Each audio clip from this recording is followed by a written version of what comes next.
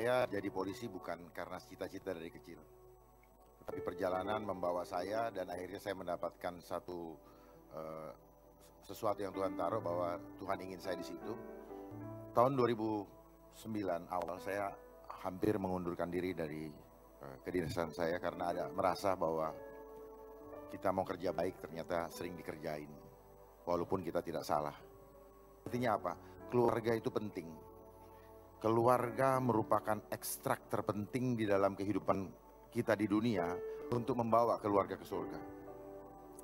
Kamu tidak perlu mendapatkan jabatan kalau kamu harus ngasih uang. Kamu tidak perlu dapat jabatan kalau kamu harus ngasih perempuan. Papa, mama tidak akan malu.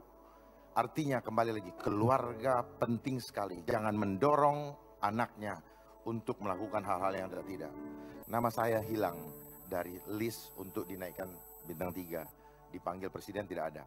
Tetapi jam 10 kurang 15 ada yang WA saya bahwa saya gagal untuk ikut dipanggil presiden. Saya berserah dan jam 10.20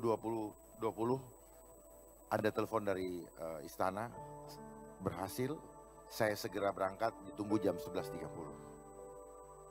Dan itu luar biasa karena Tuhan demonstrasikan betapa ketika kita mengandalkan Tuhan itu seperti begini.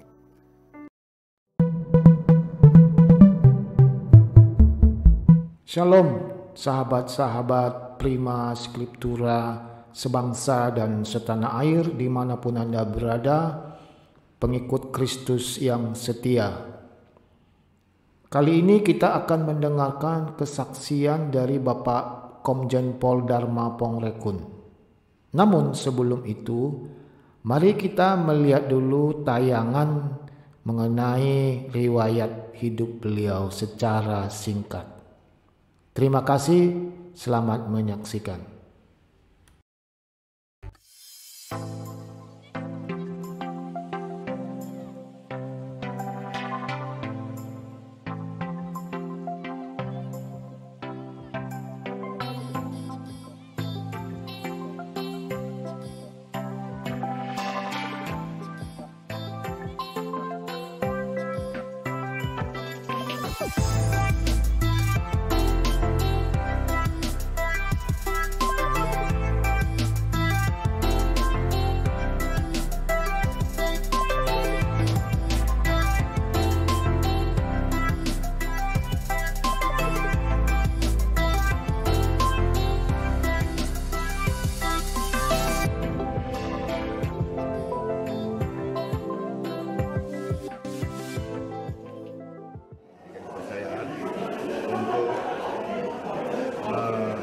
Mendampingi kepala di dalam membangun BSSN ini ke depan, menjadikan BSSN menjadi world class organization. Karena seperti kita ketahui bersama bahwa ruang cyber ini adalah ruang yang tanpa batas.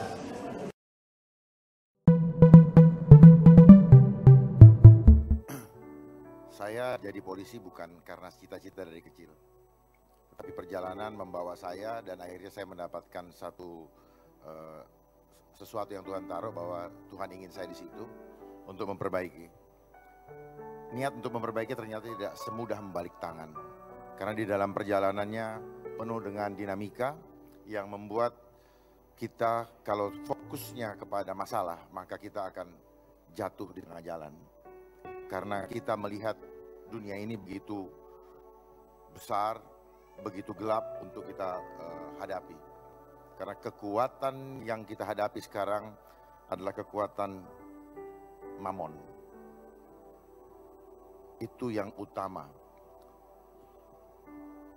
Tahun 2009 awal saya hampir mengundurkan diri dari kedinasan saya karena merasa bahwa kita mau kerja baik ternyata sering dikerjain, walaupun kita tidak salah. Dari situ saya mengambil suatu keputusan bahwa kalau saya menyerah, maka dua-duanya saya nggak dapat. Saya tidak dapat anugerah Tuhan, saya tidak dikasih Tuhan, dan dunia pun saya pun tidak akan mungkin bisa dapat. Karena apa? Batin saya selalu berantem ketika saya mau mengikuti cara dunia, batin saya berantem. Ya, peperangan rohani terjadi. Dan akhirnya saya putuskan, ayah saya bilang, tenang dulu, tunggu waktu Tuhan, tunggu tanda dari Tuhan. Artinya apa? Keluarga itu penting. Keluarga merupakan ekstrak terpenting di dalam kehidupan kita di dunia untuk membawa keluarga ke surga. Ayah saya dulu seorang jaksa, terakhir jaksa agung muda, memberikan pesan kepada saya, kamu tidak perlu mendapatkan jabatan kalau kamu harus ngasih uang. Kamu tidak perlu dapat jabatan kalau kamu harus ngasih perempuan. Papa, mama tidak akan malu. Artinya kembali lagi, keluarga penting sekali. Jangan mendorong anaknya untuk melakukan hal-hal yang tidak. Seringkali lingkungan mengatakan, Bapak sekarang ada di mana? Selalu nanya jabatan, selalu nanya posisi. Jadi dari situ saja sudah terbangun bahwa mindset orang melihat kalau orang punya jabatan. Dan sejak saat itu saya tetap berjuang dan akhirnya saya tidak jadi mengundurkan diri dari kepolisian. Karena ada Tuhan taruh di dalam hati saya, kalau saya dari luar sulit saya untuk memperbaikinya dan sulit saya juga untuk menyuarakannya. Karena saya menjadi tidak tahu apa yang terjadi di dalam. Singkat cerita, akhirnya saya 8 tahun di pangkat AKBP, kalau di Angkatan Darat itu Letnan Kolonel.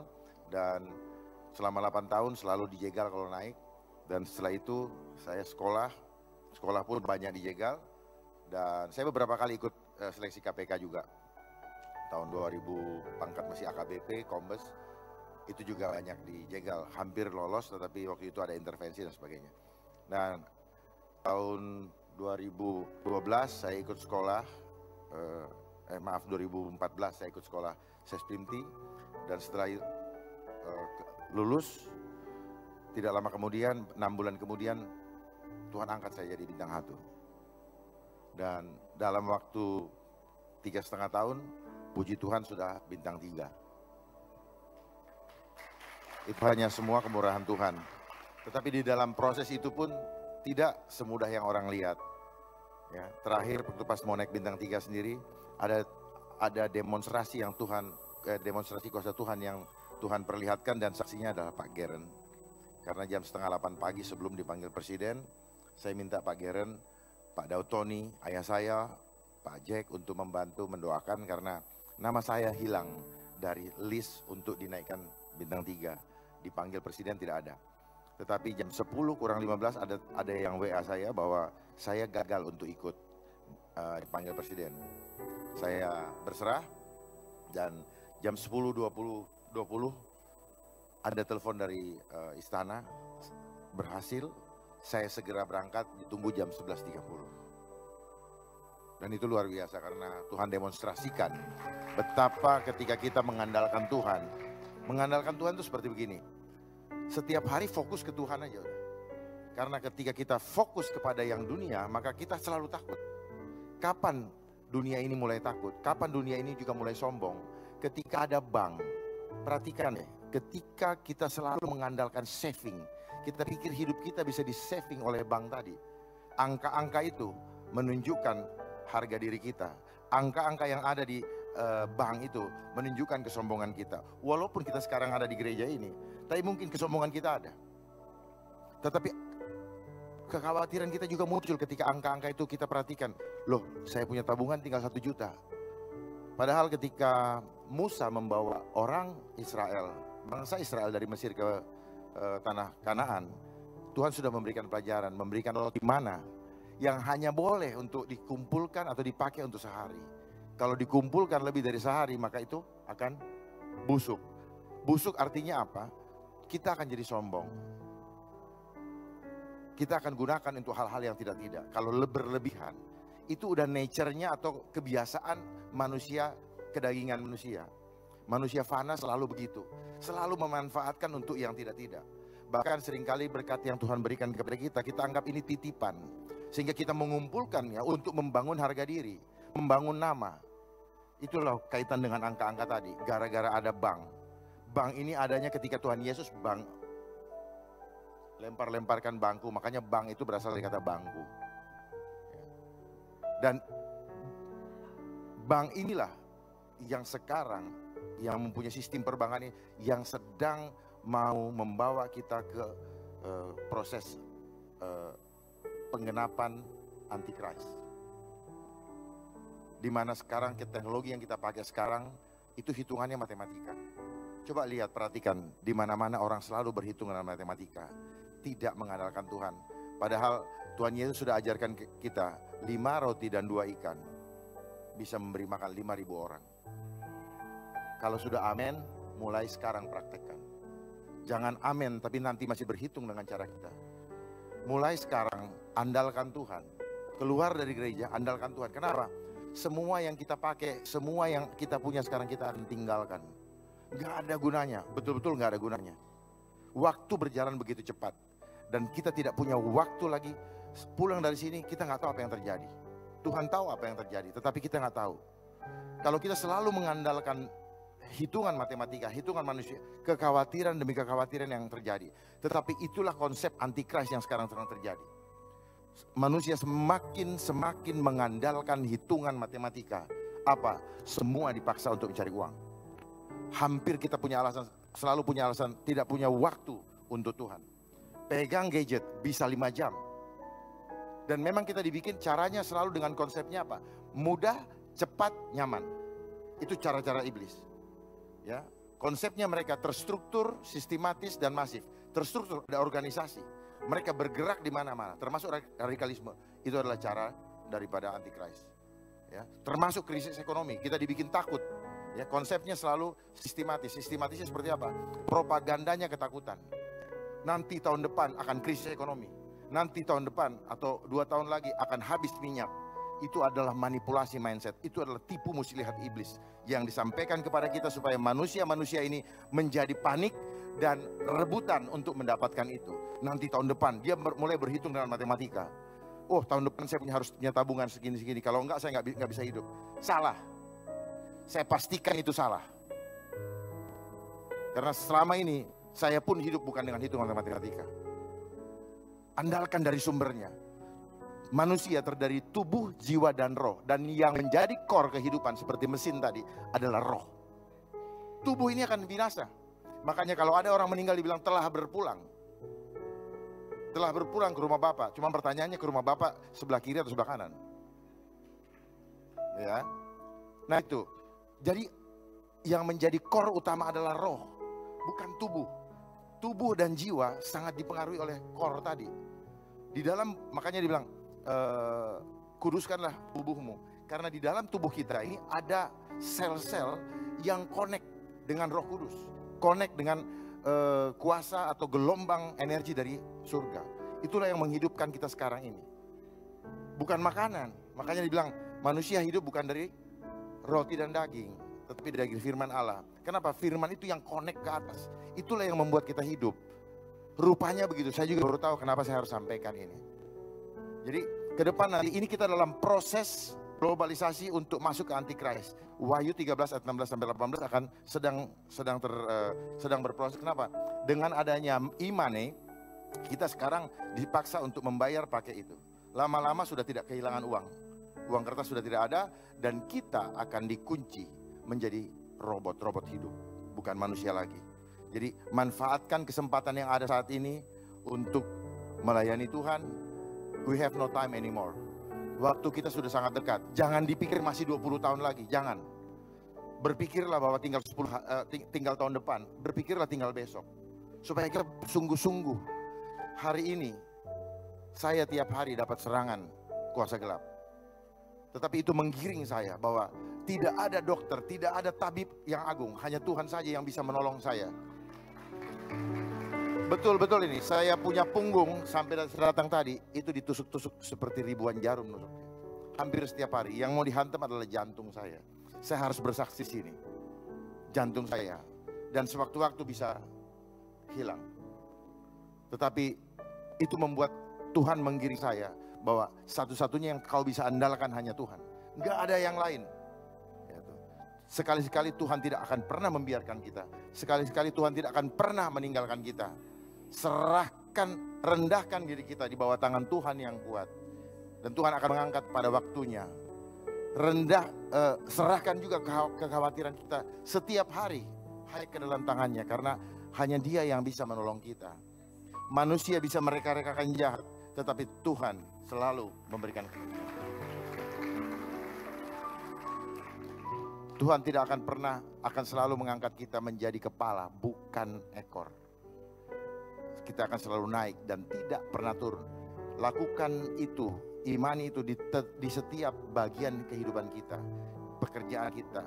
Jadi tukang sapu, jadi satpam, jadi apa? Jadilah agent of change of Christ. Menjadi agen-agen Kristus. Mari kita mulai bersama-sama. Kita nggak bisa bekerja sendiri-sendiri, berjalan sendiri-sendiri nggak sanggup. Ya, begitu keluar dari sini saya suka perhatikan. Di lift itu sudah menjadi tidak seperti yang di dalam gereja. Sikut-sikutan. Malah pernah dulu ada yang mau berantem hanya gara-gara lift. Bagaimana? Coba sadari itu. Di lift saya lihat sudah nggak saling kenal. Senyum pun tidak. Mari mulai lemparkan senyum-senyum. Mari mulai jangan terpengaruh dengan gadget-gadget itu. Kalau ada itu berikan komentar yang memberkati. Di sini peperangan rohani. Gadget ini melemahkan tubuh manusia dengan dua cara. Kontennya.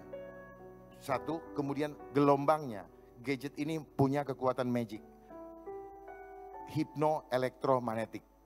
Nanti saya bisa buktikan bahwa hipno ini bisa melemahkan sel-sel tubuh kita. Apa yang dihancurkan? Struktur DNA dari tubuh manusia. Lalu dia merusak membran sel menghasilkan hormon-hormon negatif, hormon-hormon beracun atau enzim beracun, dan dia akan mempengaruhi mindset manusia. Itu yang dilakukan. Jadi sistemnya adalah selalu propaganda ketakutan. Itu ISIS itu juga buatan. 9/11 juga itu buatan. Itu buatan daripada Antichrist. Terus kemudian kayak krisis segala macam, demo apa segala. Jadi semua itu adalah buatan. Supaya apa? Ujung-ujungnya ada uang. Setiap ada hajatan selalu ada panitia. Setiap panitia selalu butuh anggaran untuk melaksanakan. Jadi itu caranya. Semua larinya ke uang. Sekarang kekuasaan yang dikejar semua uang. Orang berantem semua karena uang. Karena itulah ciri-ciri manusia zaman, cinta akan uang. Cinta akan uang adalah sumber dari segala sumber kejahatan. Manusia akhir zaman akan selalu menjadi hamba uang, dan walaupun beribadah saat ini menjadi tidak percaya lagi dengan kekuatan ibadah itu sendiri. Kiranya apa yang saya bisa sampaikan singkat ini bisa memberkati kita semua. Mulai saat ini jangan andalkan hitungan matematika, karena Wahyu 13 ayat 16 ada kata bilangan itu. Makanya kita selalu diarahkan kepada bilangan. Bilangan itu, ranking sekolah membuat orang sombong ketika dia ranking 1. Juara ini, juara itu, sadar nggak itu? Ya. Tapi bukan kualitas yang dikejar, angka-angka. Sistem demokrasi kita pun begitu. Satu suara, satu orang, satu suara, dan ini. Akhirnya apa? Suara yang tidak bagus bisa mengalahkan suara yang bagus. Dan itu adalah konsep dunia, selalu untuk mengarahkan ke sana. Sistem yang ada pun sekarang demikian.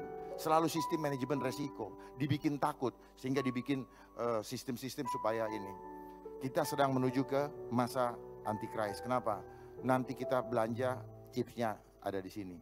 Sekarang dengan adanya OVO, ini sedang bergerak ke sana, dan nanti kita akan dikunci dengan sistem itu. Kita tidak bisa lagi mencipta, mempunyai rasa dan karsa. Pada akhirnya kita akan dikasih pilihan. Mau ikut sistem ini berarti khianati Tuhan atau tidak. Itu pilihannya nanti. Jadi bersiap, perkuat iman kita. Jangan sendiri-sendiri, kita harus bersama-sama. Kalau kita sendiri-sendiri kita pasti banyak khawatir. Mulai sekarang jangan terpancing dengan itu, jangan ribut dengan gadget. Karena itu semua adalah mainan. Ini semua tipu muslihat. Membuat kita ikut-ikut marah, ikut-ikut jengkel. Kalau orang bilang, ayo suara ini silent suara yang tidak ini munculkan, nggak perlu, berkati aja. Kiranya Tuhan ampuni dia tidak tahu apa yang dia lakukan dan sebagainya. Baru menunjukkan itu adalah laskar Kristus. Terima kasih. Shalom, semoga memberkati.